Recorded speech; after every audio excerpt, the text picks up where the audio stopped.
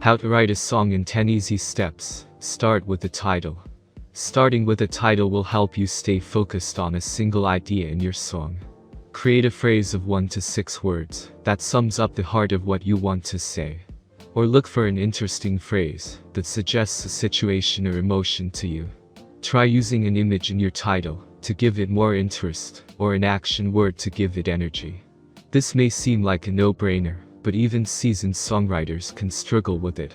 One of the biggest questions beginner songwriters ask is how to start, or where to start. The biggest secret to songwriting is just to start. Should you begin with the lyrics or the melody? Is better to find a good instrumental hook or chord progression instead? The simple answer to these questions is that there is no answer. Everybody writes music in different ways, and it's up to you to figure out what works best. Try several different approaches to songwriting, and you'll soon discover a preference. The biggest part of it all is just sitting down to start writing, or nothing will ever happen. Point 2. Make a list of questions suggested by the title. Start by asking yourself what you want to say about your title, and what you think your listeners might want to know. Make a list of questions. Your list might include: what does the title mean? How do you feel about it? What happened to cause this? What do you think or hope will happen next? You'll need 3 to 4 questions.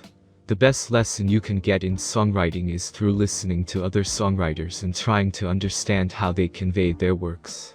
This seems like an easy step, but it's not as simple as putting on background music while doing other work. Try to attentively listen to the songs and make mental notes as you do. Figure out what works, what doesn't, and what you want to try in your own writing. You'll soon discover new chord progressions, lyric forms, and styles you wouldn't have thought of otherwise. 3. Choose a song structure. Many of today's biggest hits rely on a song structure like this: verse, chorus, bridge, chorus. Some add a short section called a pre-chorus or lift between the verse and chorus to build anticipation. The verse, pre-chorus, and chorus each have an identifiable melody, one that the listener can recognize when it comes around. As with any other learned skill, learning how to write a song takes a lot of practice. The best way to do this is to commit yourself to sitting down and writing a song every day. Once again, what you write doesn't have to be anything too fantastic. It could just be a silly tune about what you ate for lunch. The important thing is that you force yourself to write on a regular basis. Some songs won't amount to much, but periodically you'll sit down and write something amazing. You'll soon discover that the more you spend time on it, the better your songwriting will become. 4. Choose one question to answer in the chorus and one for each verse. We'll focus on the chorus first since it's the most important part of your song. Select a question you want to answer in your chorus. Write down a short phrase that expresses your answer. Look for images and action words to bring your answers to life. What is the singer feeling, thinking, or saying? What emotion is the singer feeling, and how would you describe it? Is it warm or cold? Dark or light? One of the most difficult aspects of learning how to write a song is finding the inspiration. Thankfully, inspiration is everywhere if you open yourself up to it. So, carry around a small notebook with you and write down every little thing that incites creativity. This doesn't have to always be song lyrics or melodies either. It could be a phrase someone said, a reflection on your day, or a sketch of something that looked inspiring. Writing things down will force the creative side of your brain to work overtime and find song ideas in everything you do. 5. Find the melody in your lyric. Choose 1 or 2 of the phrases you came up with in step 4. Say them out loud. Now say them again with lots of emotion. Exaggerate the emotion in the lines. Notice the natural rhythm and melody of your speech when you say the lines with lots of feeling. This is the beginning of your chorus melody. Play with it until it feels comfortable. If you're new to playing an instrument, your musical toolbox may be relatively small. Because of this, it's easy to get into the habit of using the same few chords for every song that you write. This isn't necessarily a bad thing for the listener, but it can start to make things dull for the songwriter. After some time, you may wonder why you don't feel inspired in the same way as when you first began writing. This could be because What you're playing doesn't give you the same creative surge after hearing it over and over. Learning some new chords or chord progressions is a quick way to challenge yourself as a songwriter and get your creative juices flowing again. 6. Begin to add chords to your chorus melody. Try a simple, repeated chord pattern. You'll find several chord progressions you can use here. Scroll down to the section on chord progressions. Play with the melody and chords until you find something you like.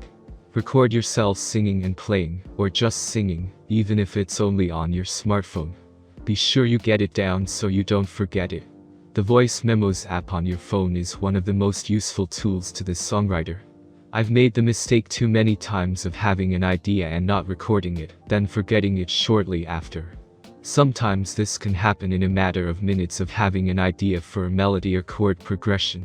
Learn from my mistakes and always record your song ideas as soon as you have them. Leaving a recorder running while you come up with ideas is also a great way to write a song. It lets you focus on your spur of the stream of consciousness, and not on writing down or perfecting things.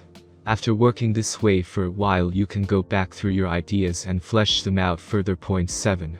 Work on the lyric in your first verse. Focus on the question you chose in step 4.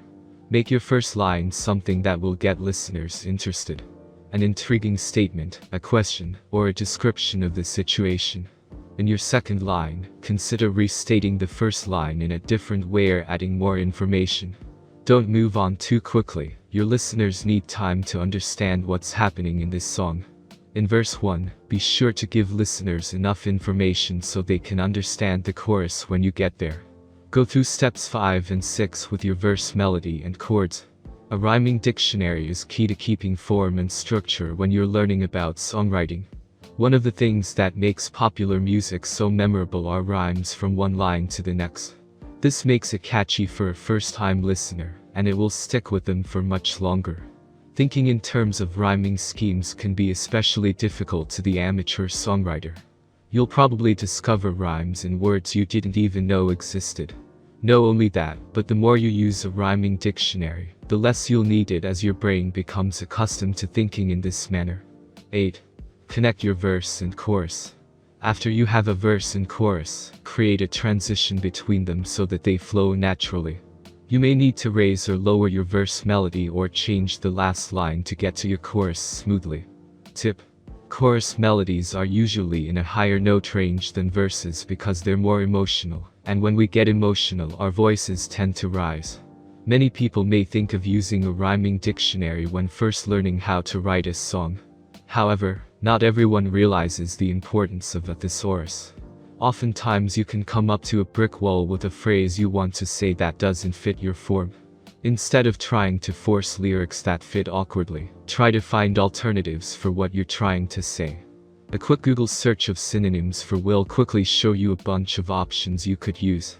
You may even discover a brand new direction to take your song that you would have never have thought of otherwise.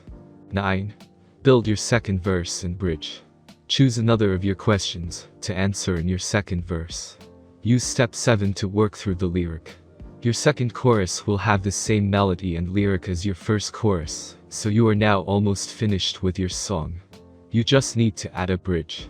The bridge section adds a peak emotional moment to your song, a realization, or an aha moment. Try 2 or 3 lyric lines that give the listener the best insight you can into the situation or emotion the singer is feeling. The melody should be different from both verse and chorus. Try using a chord you haven't used before, or changing the phrase lengths or motion of the melody. A bridge isn't a requirement, but it can add a lot of strength to your song. Many of history's greatest songs were written by more than one person, and there's a good reason for that. Collaboration is a great way to come up with ideas you normally wouldn't have, and it will help a song reach its full potential. Finding 1 or 2 friends you can bounce ideas around with can be a great learning experience. You'll discover new tricks and techniques, and will create new music in a fraction of time it takes to do it alone. 10. Record your song. A simple piano vocal or guitar vocal can often be the most effective emotional statement of your song. If you wrote a rock song, do an unplugged version. You don't need lots of strings or drums. In fact, these can detract. Practice both the instrumental and vocal parts until you are comfortable with them. The less you have to focus on when playing or singing, the more you can let go and feel the emotion in this song. Try singing it as if you are speaking it to someone. Record for short periods, then take a break. Keep the song and the emotion fresh. A major problem all songwriters struggle with is actually taking a song from the idea to a finished product. Coming up with an idea for a verse or melody is easy, but making it a finished composition takes hard work. The more ideas that you have and leave unfinished, the more you're teaching your brain how to write parts of songs, but not the whole thing. Instead, try to come up with the entire shell of a song as soon as you have the concept.